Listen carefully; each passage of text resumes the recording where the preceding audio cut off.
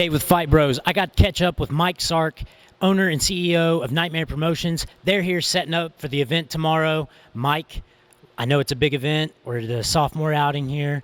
You got plenty of title fights. Yeah. Let's hear about them.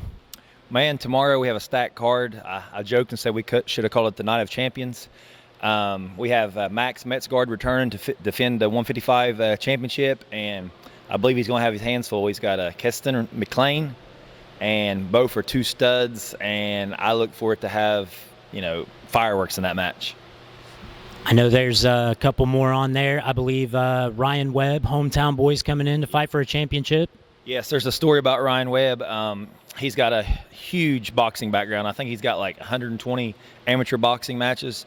So he's making his debut in MMA.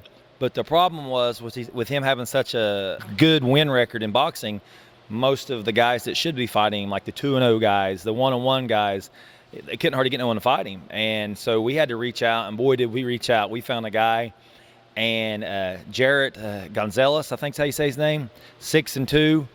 The boy's a stud, Ryan's a stud, so they're going to be fighting for a title.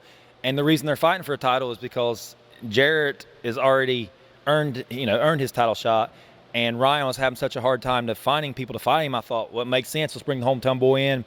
And he's going, if he wins it, then you can't dispute if he beats a guy that's got titles in other companies that's already 6-2, then he's the real deal, right?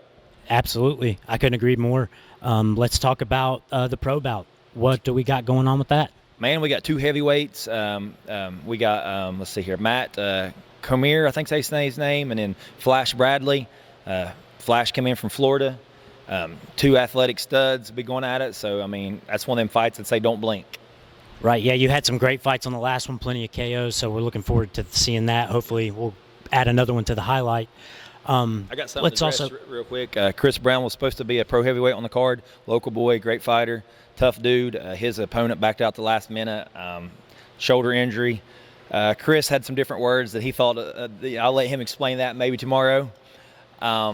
So that fight got scrapped at the last minute.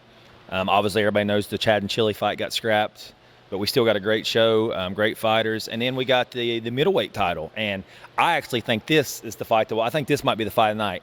We got, the middleweight. We got David Richardson versus Matt Smith. Matt won pretty impressive on our first show. And I think these are two well-rounded, evenly mixed martial artists that very well I could see this maybe being the fight of the night. So put that one on your list. Yeah, I think all of your title fights are very well matched up. You've got some absolute killers going against each other. What's for the future of ECC? What can you tell me about what's coming up next? As the late, great Macho Man Randy Savage would say, the cream will rise to the top. So the sky's the limit, but November 19th, we'll be back right in this house, and we're bringing in no stranger to this house. It's been about 11 years since he competed here, but we are bringing in, wait, drum roll. You ready for this? I'm ready. Let's hear it. We are bringing a man, let's say he's got 13 professional wins under his belt. He's won the King of the Cage Championship. He's fought for Bellator. He's fought for PFL, and his first couple pro fights is right here in this National Guard Armory, and he's dying to come home, and I'm bringing him in from California, Jason Butcher. Oh, wow, man, Jason Butcher. He used to run back here when it was a Spartan Fighting Championship. That was back in the day. That's where he cut his teeth at, he said, so he'd love to come home, and he's fighting for our very first ever pro title, and he's fighting a dude that's anxious to get in there with him and bang, and Jacob Worf, and he's a tough dude, so it's not going to be just a cakewalk. I look for it being an exciting fight, but that's going to be for our very first, it's going to be for our middleweight pro championship, and I think we're going to pack the house, and yeah. And that is big, big news. I know that you're excited about that. I know the hometown crowd's going to be excited for that. Hell, I'm excited for that. I got chill bumps, man. Yeah.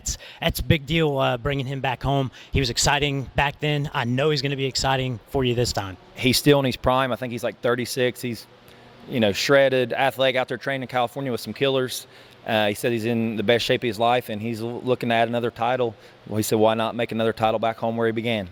That's absolutely incredible, Mike. I'm glad to hear that we got big things coming here at ECC Cage Fighting. I'm looking forward to it. Can't wait to be at the table for you, buddy. I still appreciate you putting me there. Looking forward to it. Thank you for the interview. Thank you. And fight fans, there's still some tickets available. Get them. You can get them tomorrow at the door.